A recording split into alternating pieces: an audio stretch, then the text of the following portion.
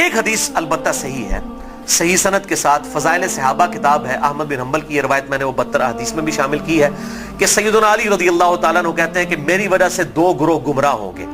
اور میری وجہ سے 2 گروہ دوزخ میں جائیں گے، ایک میری محبت میں غلوف کر کے اور ایک میری دشمنی میں غلوف کر کے۔ تو یہ سیدنا علی کا قول ہے،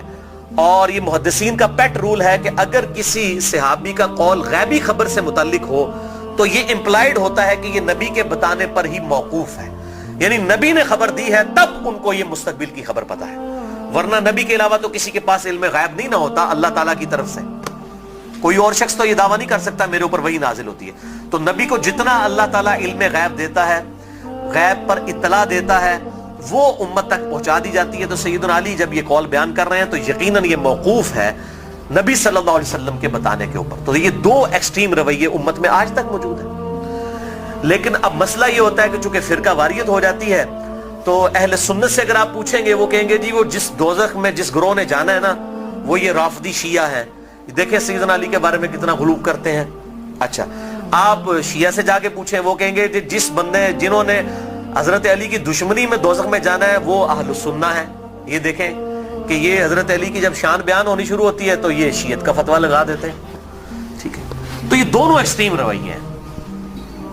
اہل سنت کے ہاں بھی ناسبی موجود ہیں جو سیدنا علی سے بغض رکھتے ہیں، آج تک موجود ہیں،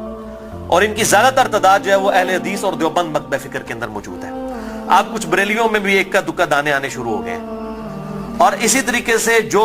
رافضیوں کی اکثریت ہے وہ اہل تشیع کے ہاں پائی جاتی ہے جو کہ سیدنا علی کے بارے میں غلو کرتے ہیں۔ اہل سنت کا درمیان میں مسلک ہے اس حوالے سے، اور اس میں وہ امام شافعی کا شعر کوٹ کروں گا ضرور، جو انہوں نے دیوان الشافعی ان کا اپنا دیوان چھپا ہوا ہے، اس میں کوئی سند کی ضرورت نہیں ہے، اور تمام ائمہ محدثین نے اپنی حدیث کی کتابوں میں اس قول کو نقل کیا ہے، اسماء الرجال کی کتابوں میں اس قول کو نقل کیا ہے۔ امام ذہبی رحمہ اللہ نے جو امام ابن تیمیہ کے شاگرد ہیں انہوں نے بھی نقل کیا، امام ابن تیمیہ نے بھی نقل کیا، اور امام ابن کثیر نے بھی، اور باقی سارے ائمہ نے، ابن حجر اسقلانی نے بھی، کہ امام شافعی فرمایا کرتے تھے ان کان رفضا حب آل محمد صلی اللہ علیہ وسلم، اگر آل محمد کی محبت کا نام رافضی یا شیعہ ہونا ہے فَلْيَشْهَدِ الثَّقَلَانِ أَنِّي رَافِضِي، تو جن و انس گواہ ہو جاؤ اس بات پہ کہ میں رافضی ہوں۔ کہ اگر سیدنا علی سے محبت کا نام شیعہ ہونا ہے اور تم مجھے بلیم کرتے ہو کہ میں علی سے محبت کیوں کرتا ہوں، آل محبت سے محبت کیوں کرتا ہوں، اس کی بنیاد پہ تم مجھے شیعہ کہتے ہو، تو گواہ ہو جاؤ میں شیعہ ہوں۔ اور میں نے اس میں پھر ایڈ کیا ہے کہ اگر آج امام شافعی زندہ ہوتے تو میں کہتا کہ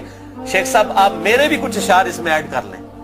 آپ نے تو کہا نا کہ اگر اہل بیت کی محبت کا نام رافضی یا شیعہ ہونا ہے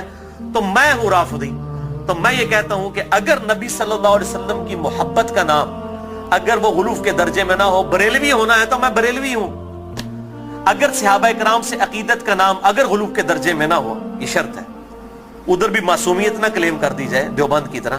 اگر اس کا نام دیوبندی ہونا ہے تو میں دیوبندی ہوں۔ اور اگر کتاب و سنت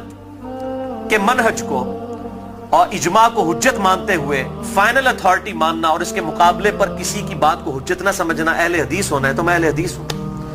تو یہ صرف ایک سمجھانے کے لیے ایک جملوں کے طور پر ہے، باقی الحمدللہ ہم مسلمان ہیں اور ہمیں اسی پر فخر محسوس کرنا چاہیے۔ اللہ تعالیٰ نے ہمیں مسلم پیدا فرمایا ہے، وَسَمَّاكُمُ الْمُسْلِمِينَ، اس نے نام بھی ہمارا مسلمان رکھا ہے، ہمیں اسی پہ فخر محسوس کرنا چاہیے۔ باقی جو یہ فکر کی بات ہوتی ہے، اگر اصحاب الحدیث یا اہل السنہ کی فکر محدثین نے استعمال کی تو یہ فکر کے طور پر تھا، کبھی یہ مسجدوں کے باہر اس طریقے سے تفریق نہیں کی جاتی تھی جس طرح آج کل ہو چکی ہے، اور آج کل بھی ہر جگہ نہیں ہے، پورے سعودیہ میں اس طرح کی تفریق نہیں ہے کہ مسجد کے باہر آپ کو اس طرح کی چیزیں ملیں، یا ملیشیا کے اندر جن ملکوں کے اندر تھوڑی ہوش آئی ہے تو ان چیزوں سے چیزیں پاک ہیں۔ اور ایون ہمارے جو یورپ اور امریکہ کے اندر اگرچہ فرقوں کے نام پہ مسجدیں بنی ہیں لیکن کم از کم وہاں پہ اتنی ٹالرنس ہے کہ لوگ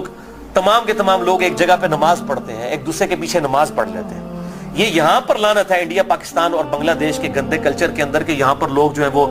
مطلب اس طرح فرقوں میں بٹے ہوئے ہیں کہ ایک دوسرے کے پیچھے نماز بھی نہیں پڑھتے۔ آج مجھے ایک بھائی کا فون آیا، اکثر لوگ سوال کر رہے ہوتے ہیں فلاں کے پیچھے نماز ہو جاتی، فلاں کے پیچھے نماز ہو جاتی ہے۔ میں ان کو ایک ہی جملہ بولتا ہوں کہ میرے بھائی جس کو آپ کافر نہیں کہہ رہے نا اس کے پیچھے نماز ہو جاتی ہے۔ آپ نے اگر یہ اناؤنسمنٹ کرنی ہے کہ اس کے پیچھے نماز نہیں ہوتی تو اس کو پہلے کافر ڈکلیئر کریں گے۔ اگر آپ میں یہ جرت نہیں ہے نا، آپ مسلمانوں سے سمجھ رہے ہیں نا، अहलुल बिदा समझ रहे हैं, कलमा को मुशरिक समझ रहे हैं, कुछ भी समझ रहे हैं, काफिर कहने की आपको जुर्रत नहीं है ना, तो समझ ले कि वो मुसलमान है। अब वो मुसलमान है, वो अहले बिदत में से भी हो सकता है, कलमा को मुशरिक भी हो सकता है, ठीक है, कुछ भी हो सकता है। जब तक वो काफिर नहीं है उसके पीछे नमाज दुरुस्त है। ये है बिल्कुल मोटा सा फार्मूला। और अगर आप समझते हैं कि इस तरीके से लोगों को इस्लाम से बाहर निकालना है, तो मेरे भाई फिर ठीक है, आप सऊदीया वालों को भी एप्लीकेशन दें कि अहले हदीस एप्लीकेशन दे दें कि जी बरेलवी मुशरिक हैं, देवबंदी भी चूंकि तकलीद करते हैं वो भी मुशरिक हैं, शिया भी मुशरिक हैं, लिहाजा जो है चूंकि हरम के अंदर जो है वो मुशरिकीन का दाखिला ममनू है, लिहाजा सिवाय अहले हदीस के किसी को हज करने की इजाजत ना दी जाए। एप्लीकेशन दें, और अगर वो आपकी एप्लीकेशन कबूल ना करें